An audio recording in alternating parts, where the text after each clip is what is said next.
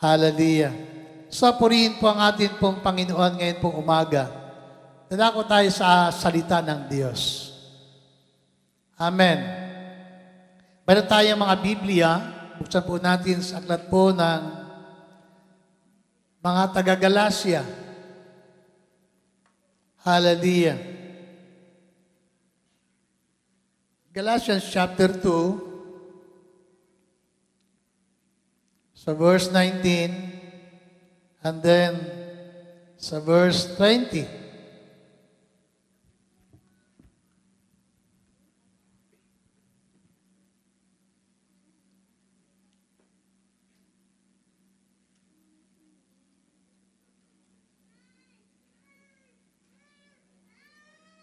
Praise God.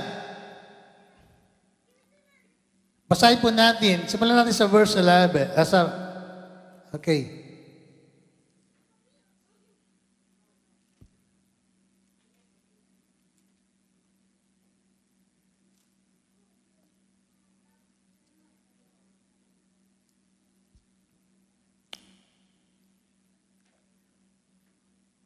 Sa verse 19, ako'y namatay na sa kautusan, sa pamagitan na rin ng kautusan upang mabuhay para sa Diyos.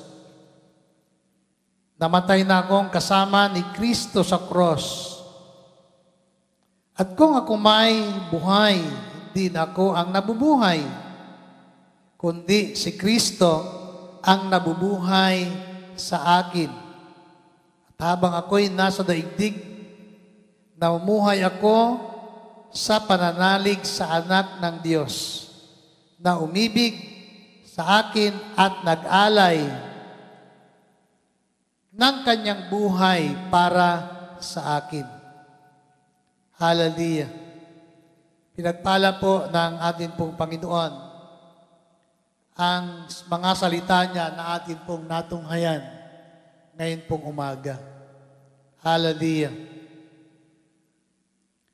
Glory, glory to God. Sabi ni Pablo, I am crucified with Christ. Amen? I am crucified. Tayo po ay manalangin. Lord, salamat po ngayon pong umaga. Sa muli, nagpapaalala ang iyong mga salita na ikaw ay minsan naipako sa cross dahilan sa kasalanan ng lahat ng tao. Kaya nga po, Panginoon, ngayon po umaga, patuloy na dalangin namin, patuloy kang magpakahayag sa aming buhay. At nawa, Panginoon, ay minsan pa ay makita ng bawat sa puso sa amin ang kahalagahan ng iyong handog para sa amin. At makita namin, Panginoon, ang mga benepisyo nito sa bawat isang nagtitiwala sa inyo. Magkaroon, dakilang Diyos, ng ganap na pagbabago sa aming buhay bilang iyong mga anak. Salamat po, ikaw ang maparangalan at mabigyan ng kapurihan sa aming buhay sa pangalan ni Jesus. Amen and amen. Hallelujah. So, ano po mga minamahal ang inaasahan ng Diyos sa bawat sa puso sa atin? Bilang mga tao na nagtitiwala sa Kanya. Hallelujah. Sabi ni Pablo, si Pablo, alam natin ang kanyang kalagayan at buhay na kung bakit gayon na lamang ang kanyang pagsisikap na may paabot sa maraming mga Kristiyano at mananampalataya. Hallelujah. Ang mga katotohanan kung papaano na nabago ang kanyang buhay at pananaw sa buhay. Hallelujah. So, ang isang katotohanan na binigyang diin ni Pablo dito, sabi niya, namatay na akong kasama ni Kristo doon sa cross. Hallelujah. Balikan po natin mga minamahal, ang cross ng atin pong Panginoon. Hallelujah. Mahalaga na atin pong maunawaan at maintindihan. Bakit? Kailangan ba talaga na si Kristo ay maipako sa cross? Hallelujah. Na sa kabila ng lahat, mga minamahal, na hindi naman siya nagkasala. Hindi siya nakagawa ng kamalian. Ang isang bagay, mga minamahal, na hindi matanggap ng kanyang mga kababayan, na ang sabihin niya na siya ay anak ng Diyos. Siya ang tagapagligtas ng Israel. Hallelujah. Hindi nila matanggap ang katotohanan ito na siya'y nagmula sa Diyos at siya'y galing sa langit, ipinadala ng Ama para tubusin ang lahat ng tao sa kasalanan. Hallelujah. Kaya makita po natin, mga minamahal, kung bakit sinabi ni Pablo na ako ay namatay ng kasama ni Kristo. Sapagkat ibinibilang ni Pablo ang kanyang sarili na siya ay isang makasalanan sa harap ng atin pong Panginoon. Bagamat siya ay isang Hudyo, at siya po ay namulat sa isang relihiyong Judaismo, kaya't siya'y kabilang, mga minamahal, sa mga Pariseyo, mga taong bihasa at sanay sa kautusan, na ang alam ng mga Pariseyo na sila ay maging karapat-dapat sa harap ng atin pong Panginoon sa pamagitan ng pagsunod sa kautusan ng atin pong Panginoon. At maliban doon ay wala na. Hallelujah. So makita po natin, mga minamahal, ang conversion ng buhay ni Pablo. Diba? Siya po ay naglalakbay papunta po sa Arabia, sa daan ng Damasco. Hallelujah. Ano po ang sabi ng Bible? Nang siya ay nasa daan ng Damasco, habang siya naglalakad, nagpakita sa kanya ang ating pong Panginoon sa pamagitan ng nakakasilaw na liwanag. Hallelujah. Sapagkat noong oras na yon, ay dala-dala ni Pablo ang kasulatan at kapangyarihan para usigin ang mga mananampalataya. Hallelujah. Kaya si Pablo ay handang pumunta doon sa Damasco para i-persecute ang bawat Kristiyano na naglilingkod sa Diyos katulad ng ginagawa natin. Subalit habang siya ay naglalakad, nagpakita sa kanya ang ating Panginoon. At siya po ay nasubasob sa lupa, nagsalita ang ating pong Panginoon sa pamagitan ng isang tinig at sinabi, Saulo, Saulo, bakit mo ako inuusig? Hallelujah. Bakit mo ako inuusig? Kapatid, mga minamahal, ang church, ang iglesia ng ating pong Panginoon, ay normal na makaranas ng mga persecution. Amen? Bakit? Sa simula pa lamang, na nagsimula ang iglesia ng ating pong Panginoon. Nagsimula ang iglesia sa matinding pag-uusig. Hallelujah. Kaya nga, nagkalat ang marami na mga mananampalataya. Hallelujah. Kaya nga, bunga ng mga persecution na nangyari sa church, lalong dumami ang nakakilala sa atin pong Panginoon. Amen. Hallelujah. Ngayon, makita po natin mga minamahal. Mula noon, doon nagsimula ang pagbabago ng buhay ni Pablo nung siya ay tawagin ng atin pong Panginoon. Amen. Hallelujah.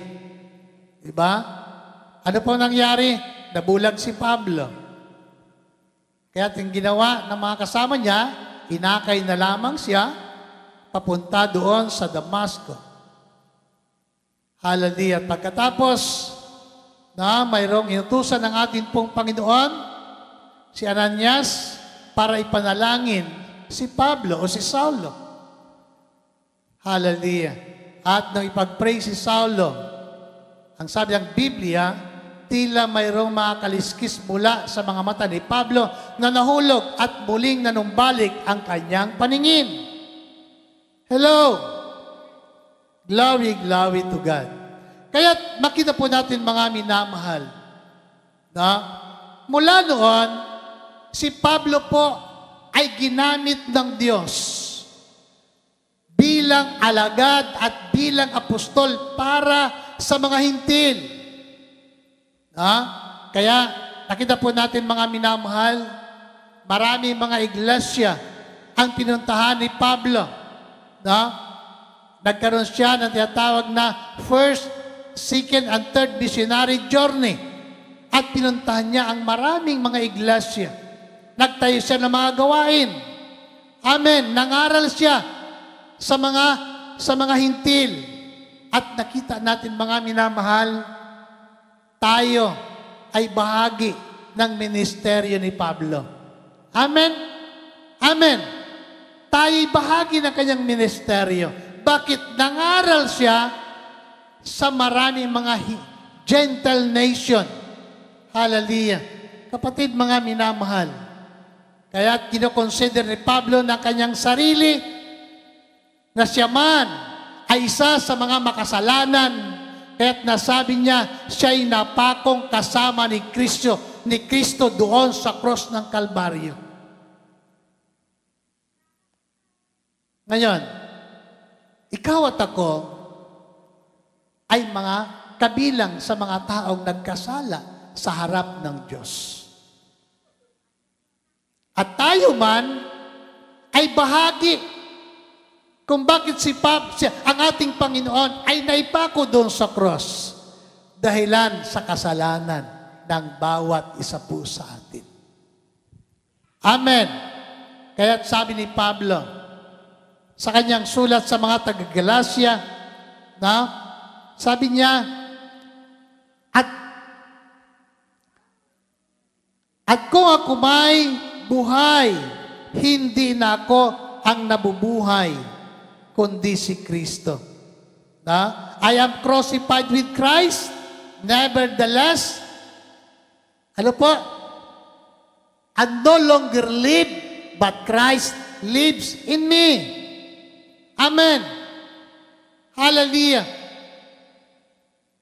So, ikaw at ako ay naipakong kasama ni Kristo. Ibig sabihin, namatay na tayong lahat dahilan sa kasalanan. Amen.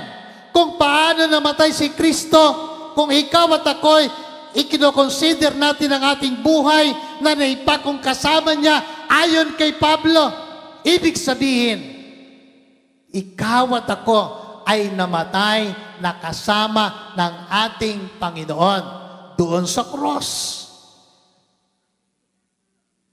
Ang cross ay naglalarawan ng kamatayan. Hallelujah. So, ibig sabihin mga minamahal, kung ang cross ay larawan ng kamatayan, ibig sabihin, bawat Kristiyano, bawat tao na nakipag-isa sa atin pong Panginoon ay kasamang namatay ni Kristo doon sa cross. Hallelujah. Kapatid, mga minamahal, patay na tayo.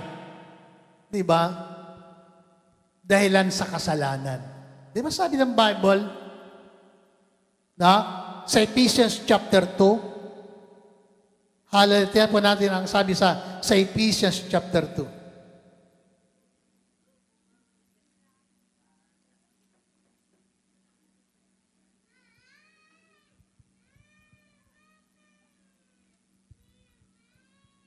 Sabi diyan, nung una, mga patay kayo dahil sa inyong pagsuway. Ito yung kalagayan natin nung tayo hindi pa mananampalataya. Tayo po ay patay dahilan sa ating mga pagsuway. Ibig sabihin, sa ating mga ginagawang kasalanan sa harap ng Diyos, patay tayo. Amin po ba? Wala tayong kaugnayan o totoong kaugnayan sa atin pong Panginoon. Patay nga dahilan sa ating pagsuway. Dahil sa ating mga kasalanan. Hallelujah. Ano po? Kaya sabi dyan, at mga kasalanan. Hallelujah. Sinunod ninyo noon ang masamang takbo ng sanlibutan. Sanlibutan ito at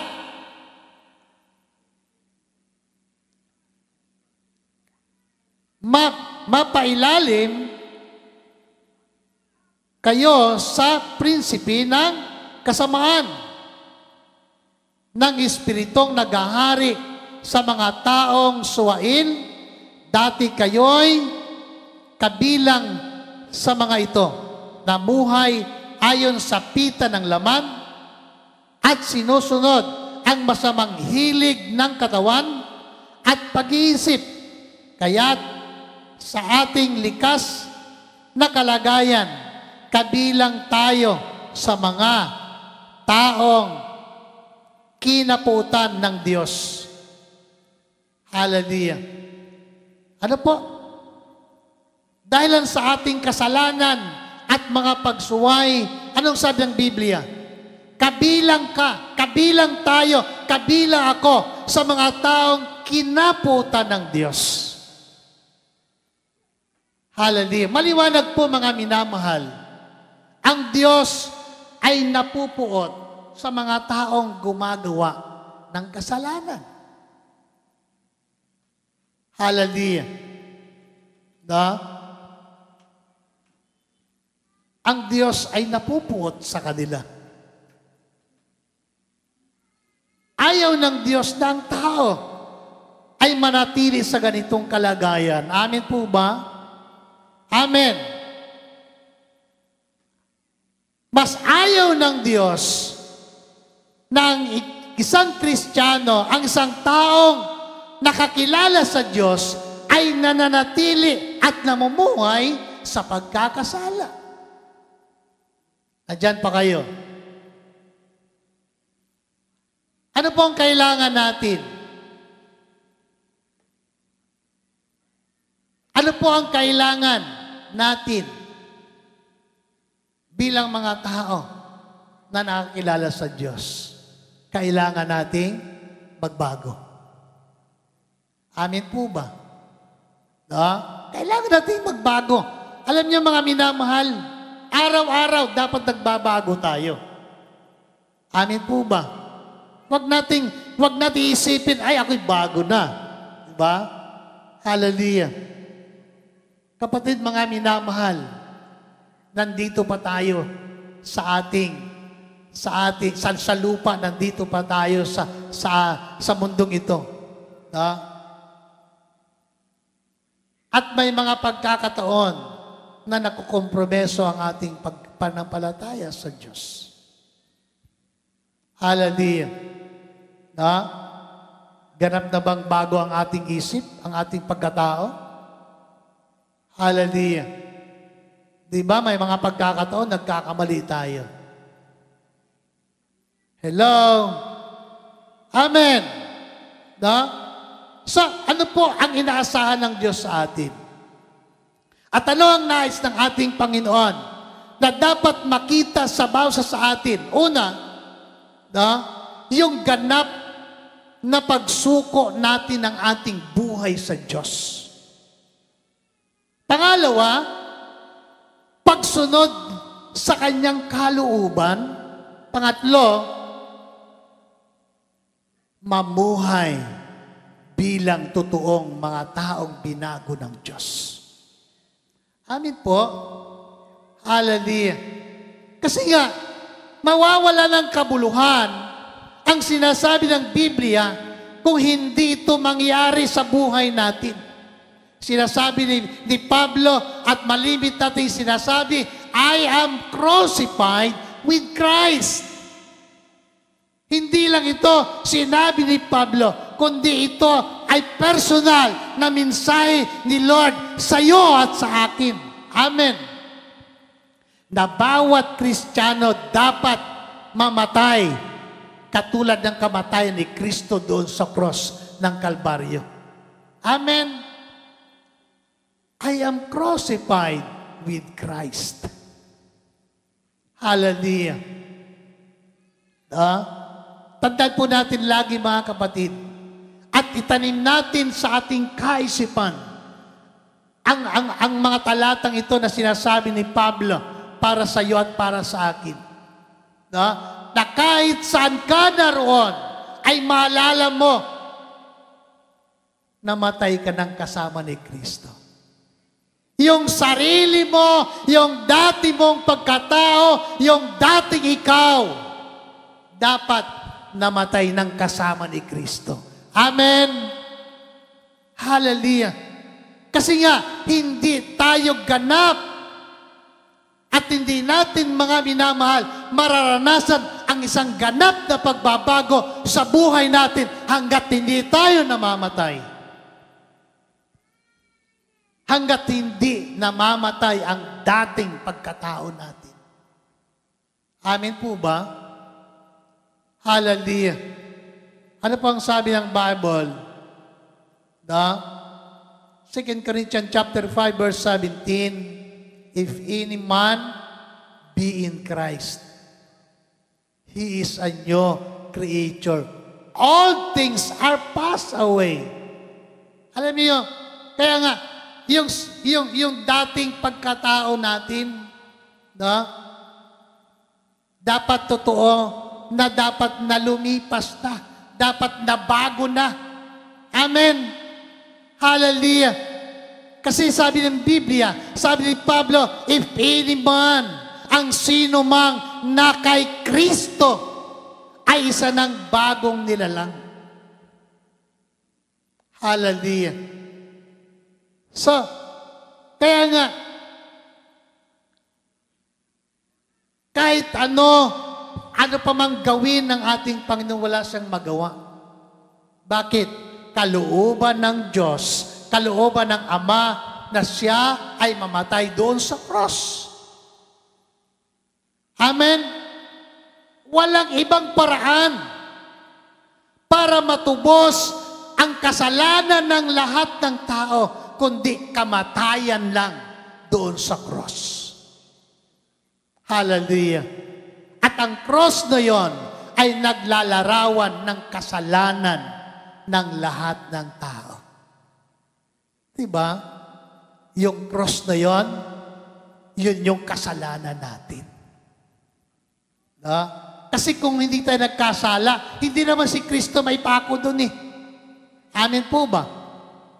Kung hindi sa kasalanan ng tao, kung hindi sa ating mga pagsuway, hindi naman si Kristo may pako doon eh. Pero dahilan sa kasalanan natin, kaya nandun si Kristo. Hindi man tayo literal na nakasama doon sa cross. Pero sa spiritual na kalagayan, kung totoo na ang ating buhay at sarili ay ganap na ating na-surrender kay Lord, na isuko sa Kanya, hallelujah, kapatid, totoo din ang kamatayan natin doon sa cross. Hallelujah. At ma-experience natin, mararamdaman natin, mga minamahal, na tayo ay willing na sumunod sa kalooban ng ating pong Panginoon. Amen po ba? Diba? Pagganap ang ating pagtatalaga ng ating buhay sa Diyos, willing tayong sumunod anuman ang nais ng Diyos sa ating buhay. Amen? Diba? Sa ating sarili, mga minamahal, nabubuhay tayo, hindi na ikaw. Sabi ng Biblia, nevertheless I live, but Christ lives in me. Kung ako man ay nabubuhay ngayon, hindi na ako. Kaya nga, nakita po natin, mga minamahal, nang si Pablo ay sumunod sa Diyos, nag-surrender ng kanyang buhay sa Panginoon totally. Kapatid, mga minamahal, ibinigay niya kay Lord. Hallelujah, ang kanyang sarili. At willing siyang sumunod sa Panginoon anuman ang nais ng Diyos. Diba? Pag sinabi ang Espiritu, pumunta ka sa Jerusalem. Nang sabi ni Pablo, hindi ko alam kung ano naghihintay sa akin doon. Pero isa lang ang alam ko, ang naghihintay sa akin doon ay pag-uusig at kamatayan. Nandiyan pa kayo? Diba? Pero dahilan sa iyong commitment niya sa Panginoon, handa siyang sumunod. Ano man ang nais ng Diyos, handa siyang mamatay para kay Lord. Palapakan po natin ang ating pong Panginoon. Amen. Hallelujah. Kaya nga, ang tanong, ang buhay ba natin ganap na ating naisuko sa Diyos? Totally ba na isurrender natin sa Panginoon ang ating buhay? Hallelujah. O marami pa tayong reservation. Lord, kalahati lang. Panginoon, pwede ba ka? Kalahati lang muna. Saka na lang kung medyo hindi ko na kaya. Medyo may edad na ako, Panginoon. Saka na lang. Kapatid, mga minamahal, tandaan natin, hindi natin tiyak kung ano ang magaganap sa buhay natin. Amen po ba? Hindi natin alam kung ano pang mangyayari sa dako pa roon ng ating buhay at paglilingkod. Kaya nga, kung mayroong pagkakataon tayong magawa, maglingkod tayo ng buo sa Panginoon. Amen? Hanggat mayroon pa tayong magagawa para sa Diyos, gawin na natin. Amen? Dumating man ang panahon, dumating man si Kristo sa kanyang pangako na rapture, o kunin tayo ng Diyos. Kapatid, mga minamahal, walang bagay tayong dapat panghinayangan. Bakit? Nagawa natin ang ating parte at buo ang ating pagtatalaga ng ating buhay sa Diyos. Hallelujah. Glory, glory to God. Diba? So, I am crucified with Christ, nevertheless, I live, but Christ lives in me. Amen. Si Kristo na ang nabubuhay sa akin. Hallelujah. Kaya nga, sabi niya sa mga taga-Corinto, if any man be in Christ, he is a new creature. All things are passed away. Behold, all things are becomes new. Diba? Pag binago ng Diyos ang buhay mo, pag binago ng Diyos ang pagkatao natin, kapatid, mga minamahal, ano ang magiging resulta nun? Bago din ang ating pamumuhay. Amen po? Bago ang ating kaisipan. Bago ang ating mga pananalita. Bakit? Bagong pagkatao nga eh. Amen po ba? Mayroon bang mahirap kay Lord? Mayroon bang hindi kayang gawin ng Diyos? Kapatid, mga minamahal, kayang baguhin ng Diyos ang buhay natin. Ang tanong, willing ba tayong magpabago kay Lord?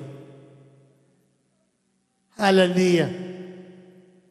Willing ba tayo na, Lord, baguhin mo ang aking puso? Alam niyo, yung puso ng tao, yung puso natin, pag totally binago ng Diyos yan, lahat sa buhay natin ay magiging bago. Totoong bago. Bakit? Bago ang puso natin. Hallelujah. Kapatid, mga minamahal, no? Nais pong makita ng atin pong Panginoon, lalo na sa panahon natin ngayon, na ang ating panahon ay hindi natin tiyak kung ano ang mga mangyayari. Diba? Isang linggo lang, mayroong lindol na nangyari sa Cebu. Yung iba ay nanalangin sa Diyos habang naglilindol. Yung iba naman ay nagpangyawa pa. Na? Nagmumura. Pero marami naman, marami talaga. Maraming tao pagka mayroong pagyanig, pag may mga lindol, talaga nagpipray sa Panginoon. Bakit? Anytime pwede kang mamatay. Pag namatay ka, saan ka pupunta? Diba? Kung ang buhay mo, hindi mo tiyak sa Diyos. Diba? Kaya nga, dapat sa bawat sandali ng ating buhay, kailangan nating ipagkatiwala sa Panginoon ang ating mga sarili. Mamuhay tayo bilang isang bagong pagkatao na binago ng ating pong Panginoon. Kaya nga, sabi ng Bible, no? Sa Romans chapter 12 verse 2, do not be conformed to this world. Amen. Huwag tayong umayon sa takbo ng mundong ito, but be ye transformed. Hallelujah. Nandyan pa kayo? Be ye transformed. Na? By ano? By the renewing of our mind. Hello? Kailangan magbago tayo ng ating isip. Mabago yung kaisipan natin. Hallelujah. By the renewing of our mind. Hallelujah. Sa halip daw, magbago tayo ng ating mga isip. Huwag tayong umayon sa takbo ng mundong ito. Tayo na mga anak ng Diyos na binago niya, kailan bago ang ating isip. Mayroon tayong bagong puso. Hallelujah. Siyempre, pag bago ang puso natin, bago isip natin, bago ang pamumuhay natin. Namumuhay tayo ng naayon sa salita at kalooban ng atin pong Panginoon bilang kanyang mga anak. Hallelujah. So ito yung nais na makita ng atin pong Panginoon nang sa gayon. Yung halaga ng kamatayan ni Kristo ay hindi mawala ng halaga sa buhay ng mga anak ng Diyos. Amen. Na bagkos ito po ay magresulta sa atin ng ganap na pagbabago ng ating mga buhay. Amen. Hallelujah. Kaya nang nais na ipaabot ni Pablo sa ating kung bakit sinasabi niya ang mga katotohanan ito. Hallelujah. Glory, glory to God. Na? Kaya nga, salamat sa atin pong Panginoon. Ano po? Hallelujah. Ang mahalaga lamang na ang ating mga buhay ay ganap na ating maisuko sa Kanya. Sundin lagi ang kalooban ng Diyos. Sundin ang Kanyang salita. Hallelujah. At ipamuhay natin kung ano ang sinasabi ng salita ng ating Panginoon. Yan ang importante sa buhay natin. Na dumating man si Kristo, hallelujah, kapatid mga minamahal, nakahanda tayo na humarap sa Kanya. At sabi ng Bible sa ating pagharap sa Panginoon, sabi ni John, huwag sana tayong mahiya. Na? Huwag tayong mahiya sa ating pagharap sa Panginoon. Amen? Na? Bakit? Sapagkat darating ang araw na ikaw at ako'y haharap sa hukuman ng atin pong Panginoon. At bawat sa atin ay magbibigay sulit sa Kanya. Kaya nga, sa ating pagharap sa Panginoon, no, may pagmalaki natin na tayo, hallelujah, ay namuhay ng naayon sa Kanyang banal na kalooban. Kaya nga, itanim natin sa ating puso at kaisipan ang mga bagay na ito. Na ang mga katotohanan na sinabi ni Pablo that I am crucified with Christ. Nevertheless, I live, but Christ liveth in me. Amen? Hindi ka na ang nabubuhay sa sarili mo, kundi si Kristo na namatay doon sa cross para sa iyo at para sa akin. Tayo po ay yumuko, tayo po ay manalangin. Glory, glory to God. Hallelujah. Lord, ano man ang aming mga kakulangan, anuman ang aming mga kahinaan o kasalanan, patuloy, Panginoon, na ito'y hinihingi namin ng patawad sa inyo. Hallelujah. Dakilang Diyos, ngayon pong umaga, sa iyo namin isinusuko ang aming buhay. Hallelujah. Nais namin, Panginoon, habang kami nabubuhay, sundin ang iyong kalooban.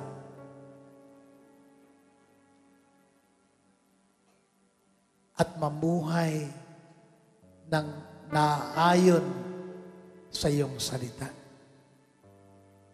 Lord, ngayon pong umaga, nandito kami, minsan pa, Panginoon, nagpapakumbaba ng aming mga sarili sa inyo. At kinikilala namin, dakilang Diyos, ng buhay at lakas naming taglay ay biyaya mo sa amin sa araw na ito. Nagtitiwala kami, Panginoon, na sa mga araw na darating, ikaw pa rin ang Diyos na magbibigay ng lakas at buhay para sa iyong mga anak. Nawa, masumpungan mo kami, Panginoon, na gumagawa at namumuhay ng naayon sa iyong banal na kalooban. Taglay namin, Panginoon, sa aming mga sarili ang bagong kaisipan, ang bagong puso na kaloob ninyo. Hallelujah. Kaya nga po, dakilang Diyos, salamat po. Pagpalain mo, Panginoon, ang iyong mga anak. Ngayong umaga, minsan pa, ay magpapartake sa communion. Umaasa kami, dakilang Diyos, patuloy na manariwa sa aming kaisipan. Isang araw, ay higit 2,000 taon na ikaw ay naparito sa lupa, naghandog na iyong sarili at naipako sa cross, namatay at nalibing. Sa 3 araw, ikaw ay bumangon mula sa kamatayan upang kami ay iyo pong bigyan ng pag-asa na kami man, Panginoon, ay mamatay. Isang araw ay babangon kami mula sa kamatayan sapagkat ito ang pangako mo sa iyo mga salita. Salamat dakilang Diyos sa bawat isa na narito ngayong umaga. Samahan mo ang iyong mga anak, patuloy Panginoon, na iyong mga salita ay matanim sa iyong mga puso dakilang Diyos.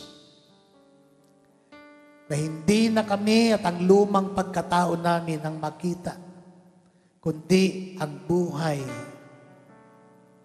na ipinamumuhay namin ay ikaw, Panginoon, na namatay doon sa cross para sa amin.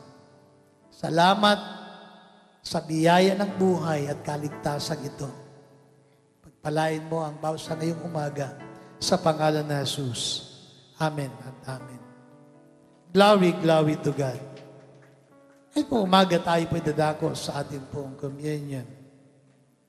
Hallelujah. Tatawag mo si Brother Jerry Liedo, Sterling. Hallelujah.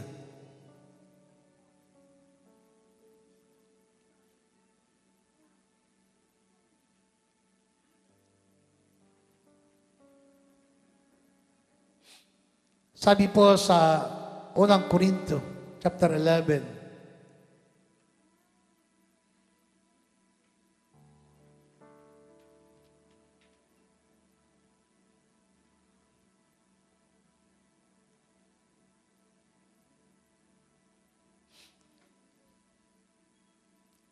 ito ang aral na tinanggap ko sa Panginoon at binibigay ko naman sa inyo. Ang Panginoong Hesus nung gabing siya'y pagkanulo ay dumampot ng tinapay, nagpasalamat at pinagpira-piraso ito.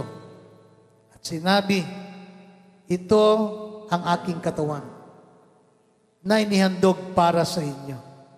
Gawin ninyo ito bilang pag-alaala sa akin.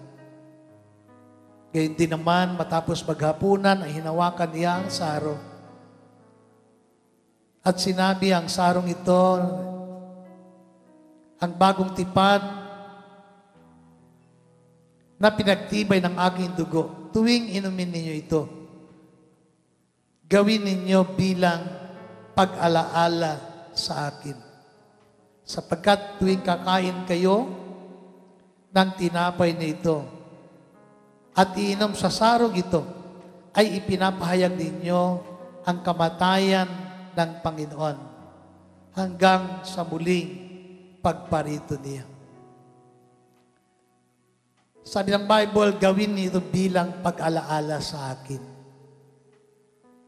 Ito po ay isang pag-alaala ng bawat Kristiyano, ng bawat sa atin, sa kamatayan ng atin pong Panginoon.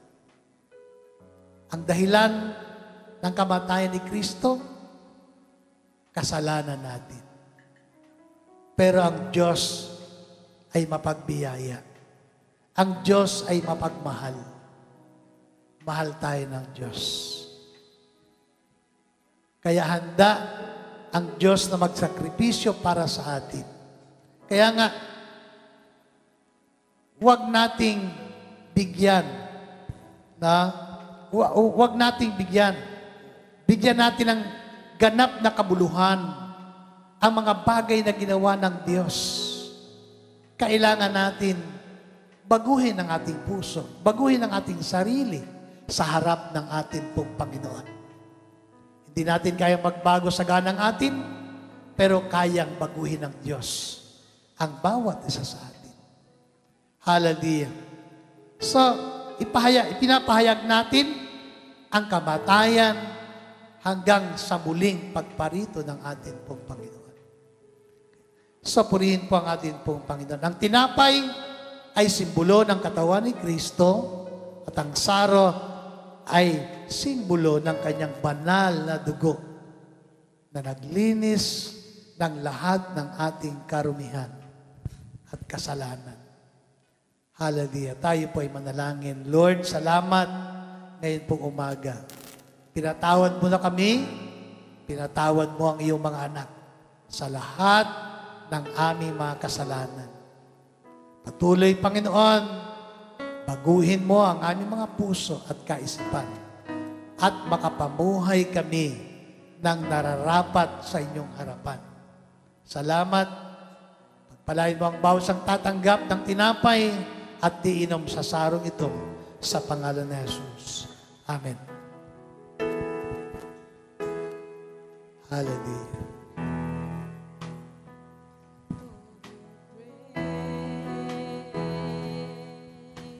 Setting my feet in your ways,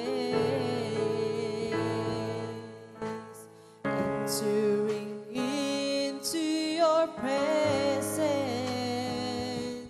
to behold you face to face. God of heaven and earth, holding me in your embrace, unfailing love that surrounds me. Oh God, I stand Amazed. Jesus, my Lord, You're the love of my life. Wherever you go, wanna be by your side. No longer I, but Christ living in me, serving you for all eternity. My eyes set on you in this race that I run. No longer my ways, let your will be done. Make me a servant, my heart's ever true. Giving to the cross, I follow you. I follow you.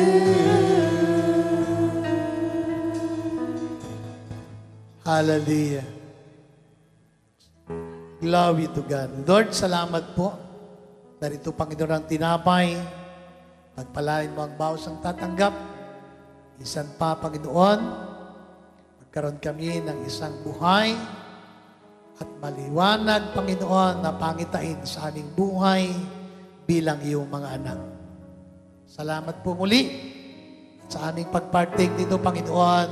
Muli ay magkaroon ang iyong mga anak ng panibagong sigla, pag-asa sa aming buhay, at kami ay mamuhay ng naaayon sa iyong banal na kalooban. Sa pangalan ni Jesus. Amen.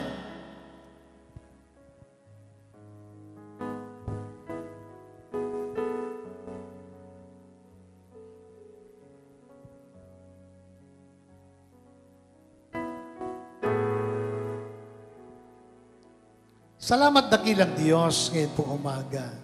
Narito, Panginoon, ang saro, simbolo na yung banal na dugo na nabubuhos sa cross ng Kalbaryo. Salamat dakilang Diyos ngayong umaga. Patuloy, Panginoon, ito po ay magpaalala sa amin na mga bagay na kahanga-hanga na ginawa mo para sa amin upang kami ay mabuhay. Uli, Panginoon, salamat, masubukan mo sa aming mga puso ang mga bagay na mabuti dakilang Diyos. Kami ay patuloy na maglingkod at mamuhay bilang iyong mga anak dakilang Ama. Samahan mo kami at patuloy na pagpalain ang lahat ng aming mga gagawin. At patuloy, Panginoon, ikaw po ay maparangalan ng iyong mga anak habang kami ay nabubuhay. Sa pangalan ni Jesus. Amen at amen. Jesus, my Lord, You're the love of my life. wherever you go, wanna be by your side. No longer I, but Christ living in me, serving you for all eternity. My eyes set on you in this race that I run. No longer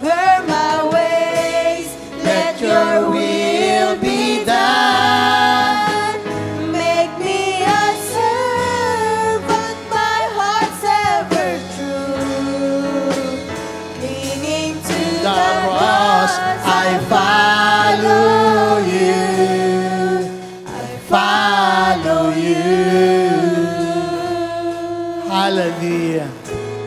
Yes, Lord. Purihin ka, dakilang Diyos, minsan pa ngayong umaga. Lord, salamat. Patuloy, dakilang Diyos, na sa iyo namin itinatalaga ang aming mga puso, ang aming buhay, at umaasa kami, dakilang Diyos, patuloy na kami samahan mo. Pagpalain mo ang iyong mga anak, pagpalain mo ang mga bata, ang mga kabataan, at ang mga magulang. Salamat, dakilang Diyos, sa iyong masaganang habag at biyaya para sa amin. Maasa kami, dakilang Diyos, na lahat ng aming gagawin ay patuloy na iyong pagpapalain. Salamat sa iyo ang kapurihan, ang karangalan sa pangalan ng Ama, ng Anak at ng Banal na Espiritu. Lahat ng anak ng Diyos ay magsabi ng Praise the Lord! Hallelujah! Magandang tanghali po. God bless you.